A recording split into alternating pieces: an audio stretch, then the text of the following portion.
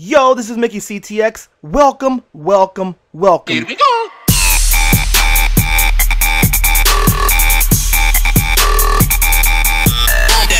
Yo, what's going on, guys? It's Mickeyctx, and welcome. Hopefully you guys are having an awesome day today. And for you guys that have just these, I don't feel like going back to school, back to work because of the whole Thanksgiving break, you know, I feel you. I'm right with you, man. I'm right with you.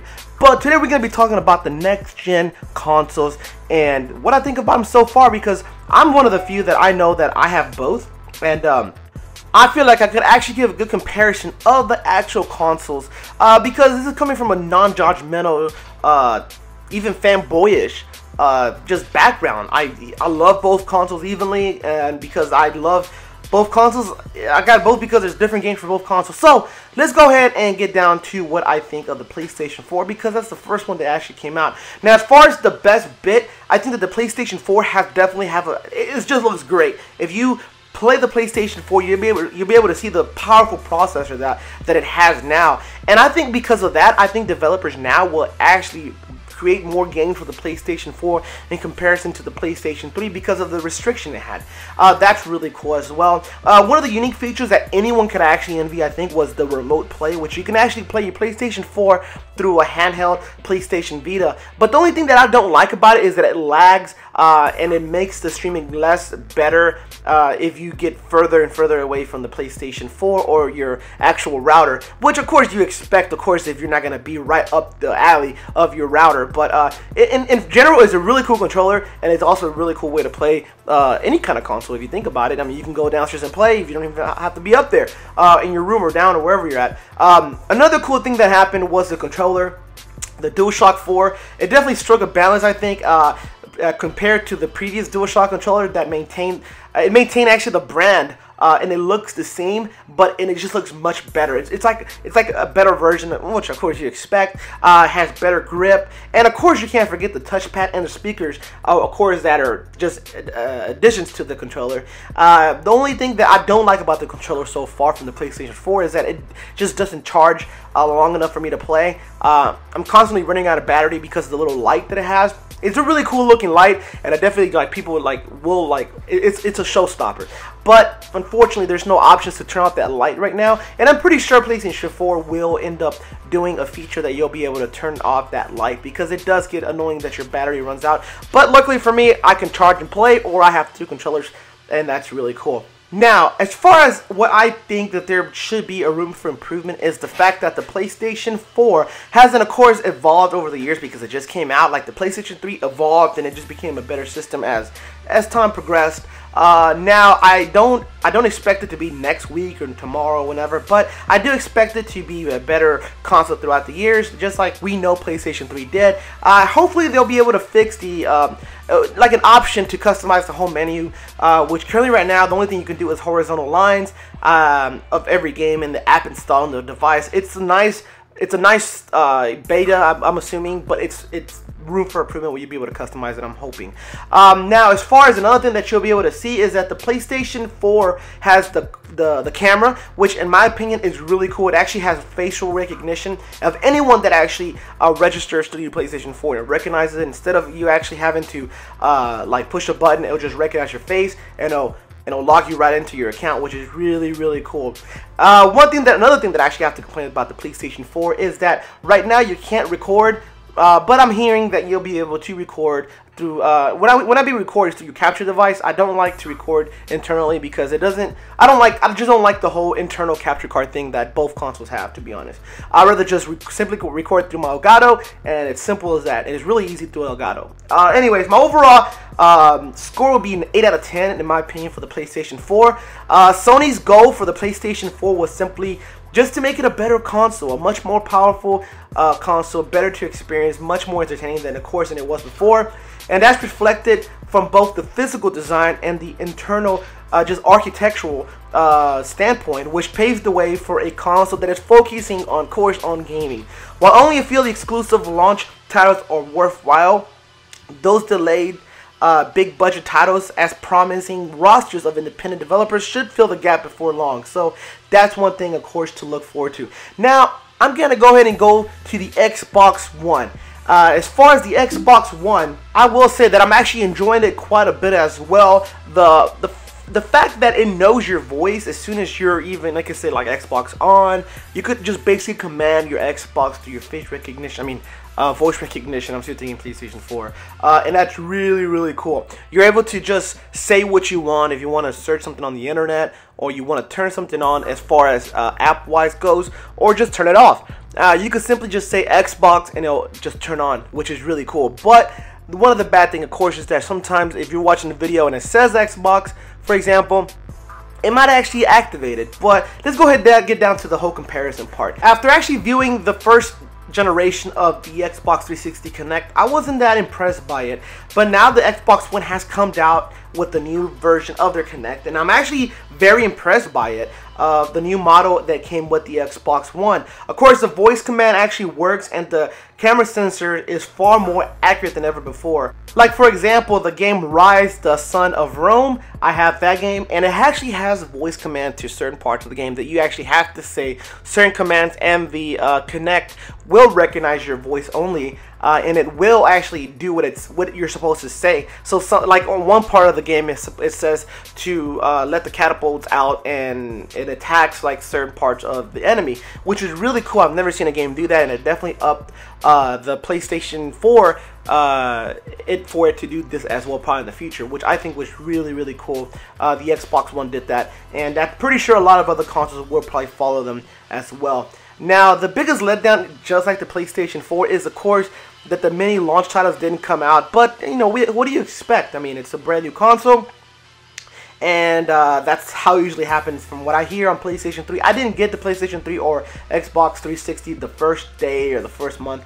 It took me a year to get it, but I didn't really experience that until now. But a lot of people are saying it's actually very quite normal for us to experience this. Now, I think that the fact that it is doing that, a lot of people are kind of skeptical to buy it right now, because there's a lot of things that are going on that they say that's wrong, and this and that. It's actually, from what I read, it's only a 0.4% that something's going to happen to your console. That's the amount of people that has come back with both consoles of things that are wrong with it. And that's like a toenail from a body.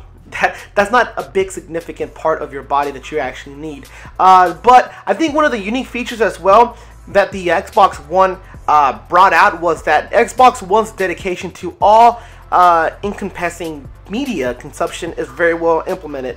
Like alongside the Blu-ray backplay and the usual array on-demand services such as Netflix, iPlayer, etc. All those things. And HDMI input allows you to control and record your TV, which is also really cool. Does not function, which is also a very useful tool because you're actually able to play PlayStation 4 through it. It's running as a second app, such as Skype alongside game sessions. So you could play your game, and if you want to view what's on TV, you go to Snap and you could watch TV while you're actually playing the game, which is really cool, which I think that the PlayStation 4 missed out on.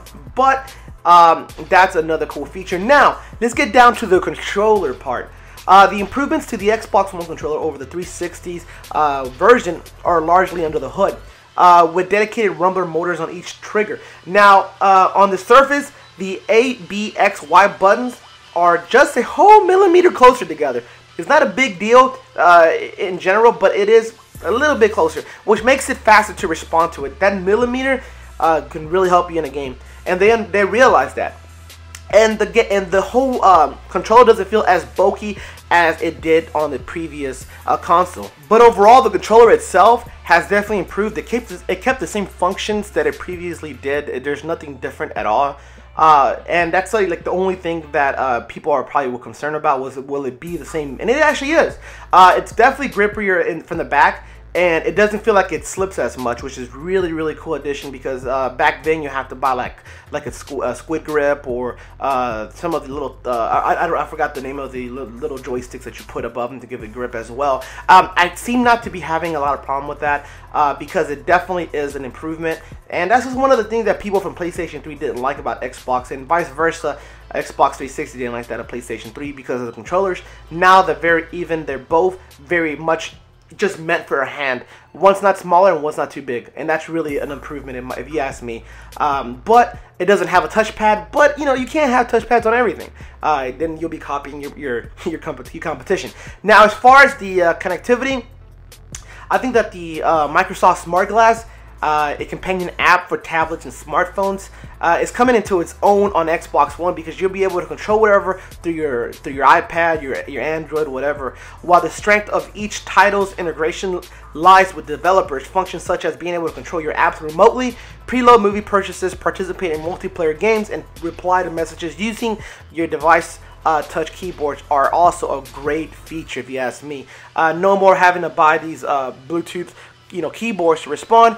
You could just connect straight through your phone, or you can connect straight through your iPad or tablet or whatever and respond through that. And that's really, really cool. Now, I think right now that the maximum number of friends you can actually have right now is a monstrous 1,000. A vast and, of course, welcome increase from the last console. As well for the PlayStation 4, which I forgot to mention. I think that the PlayStation 4 is a little bit more, I think it's like 2,000 or something. And a little bit more, it's much more if you ask me. But, I don't need that many friends, and I don't think many people do either. So imagine trying to max out your friends at 2,000. That would take forever. It's the same thing with with the 1,000. But that's definitely improving, because a lot of people were complaining that you can add more friends. And as far as for me on PlayStation 3, I maxed out quick. And Xbox 360, I just had a lot of pendings. So a lot of people, especially that do YouTube, will probably see an increasement on friend requests. I know I have, and I'm pretty sure that the other bigger YouTubers do too as well. I think that one of the rooms for improvement for the Xbox One will be beyond very few things that should be done. Like the home screen should be able to navigate in this area a little bit better. But I'm pretty sure in the later months and years, we're going to see an improvement as well. Just like the PlayStation 3 did and Xbox 360 did as well. We're going to see an improvement of the PlayStation 4 and the Xbox One. And trying to simplify the user experience, just the smallest approach is instead confusing and all the just cluttered, in my opinion, as well. And that's also another thing that I don't like about the menu. But you can favorite your apps, and you can pin them out. And once you pin them into a certain section of the menu, your voice recognition system from the Kinect will be able to actually control it from your voice alone, which is actually really cool, because you just be able to put whatever you want into it. Now, I don't like Bing too much, because whenever you use Bing on your computer, you're used to it being able to search things like whatever you want online. But right now, as of right now, because I'm pretty sure it's just the first part of the beta, the only thing you can search for is like internal apps like games and movies and things like that. There's no really need, a big need for Bing right now. It is really cool though. You can do a lot of, I can see it becoming a big feature in the future, but as for now, I'm not really too impressed by it. So that's one of the things. Now, I'm going to give you my overall opinion of the Xbox One. While the Xbox One definitely is an improvement from its predecessor, I do think it's a little bit too big. It looks like a VCR, but it has way more cooler features than ever before. The Kinect was one of them, the better processor. Another thing that I like about it right now is the face recognition and the ability to control games through Kinect, and of course your console itself, and of course multitask, kind of like playing a game in your iPhone or your Android and be able to do other things as well. That's a really cool feature. But one of the bad things about that I do not like so far is the fact that right now you can't do too much in its integrated system. The menu should be definitely fixed, and I'm pretty sure in the near future it is. And of course, the Kinect isn't the best in recognizing everything, and you sometimes have to scream for it to actually understand anything. Sometimes you want to turn on your Xbox One and it doesn't do anything, it just stays still. But for it being brand new, it's a really, really cool console. I mean, there's a lot of big titles coming out, such as Titanfall.